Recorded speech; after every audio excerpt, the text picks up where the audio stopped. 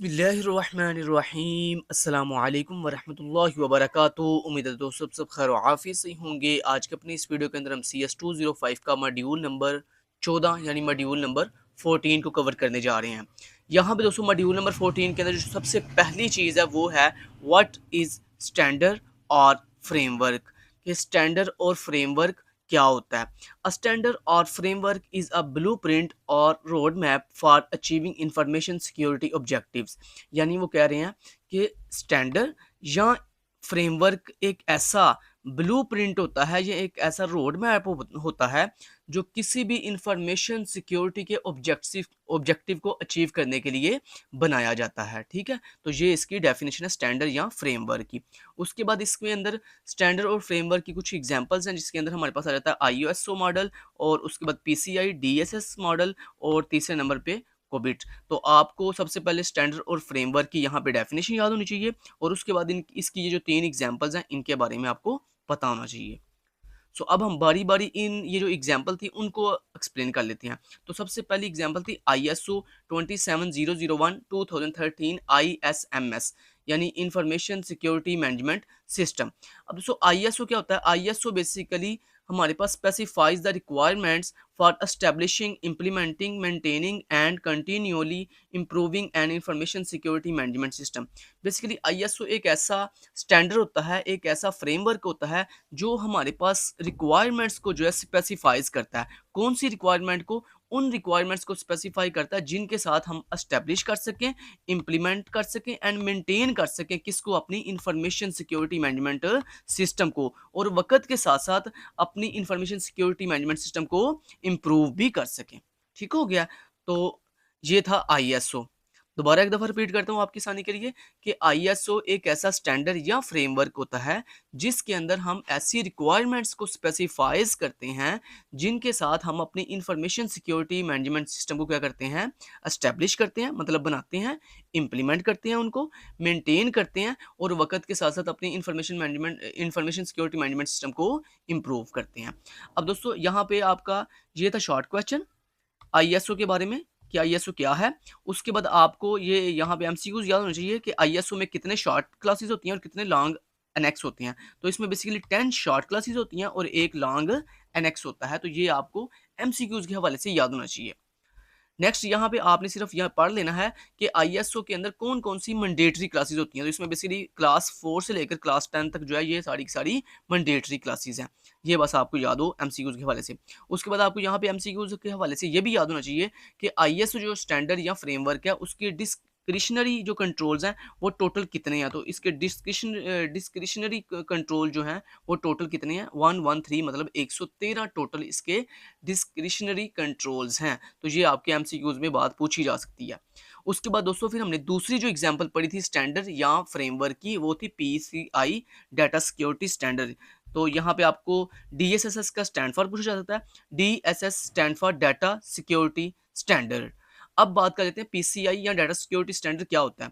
Basically दोस्तों PCI या data security standard basically एक ऐसा स्टैंडर्ड या फ्रेमवर्क होता है जो हमारी डिफरेंट कंपनीज के अंदर ये इंश्योर करवाता है कि वहाँ पे जितनी भी डेबिट कार्ड या क्रेडिट कार्ड की इंफॉर्मेशन है क्या उसको अच्छे से सिक्योर रखा जा रहा है, क्या उसको उसकी जो सिक्योरिटी है उसको क्या मेंटेन किया जा रहा है कि नहीं किया जा रहा। तो ये बेसिकली मेन मकसद होता है किसका? PCI का या डाटा सिक्योरिटी स्टैंडर्ड का। ठीक हो गया। तो ये देखिए यहाँ पे ये बात लिखी हुई है, आप इस अगर पैराग्राफ में पढ़ोगे तो वही बात जो मैंने आपको अभी बताई है। Design to ensure that all companies that accept, process, store और transmit credit card information maintain a secure environment.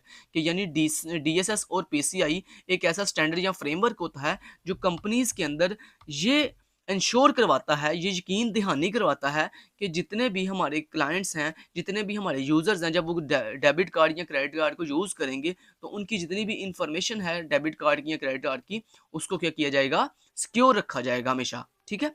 उसके बाद आपको ये इंपॉर्टेंट MCक्यू पूछा जा सकता है कि बताओ PCI या DSS जो है वो किसके थ्रू मैनेज किया जाता है। तो यहाँ पे इंपॉर्टेंट MCक्यू बन सकता है managed by security standard council, कि यानी SSC के थ्रू जो है वो PCI या DSS को जो है वो कंट्रोल किया जाता है।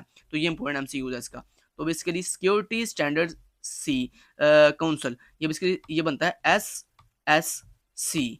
ठीक है, SSC SSC। तो SSC के थ्रू जो है वो हम किसको कंट्रोल करते हैं या मैनेज करते हैं, PCI को या DSS को। तो ये इंपॉर्टेंट MCQs आपका बन सकता है।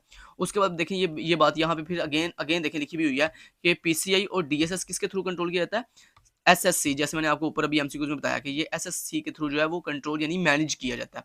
उसके बाद आपको पूछा जाता है व्हाट इज SSC। तो SSC स्टैंड फॉर आपको MCQs में आ सकता है। तो SSC stand for security standard council, security standard council.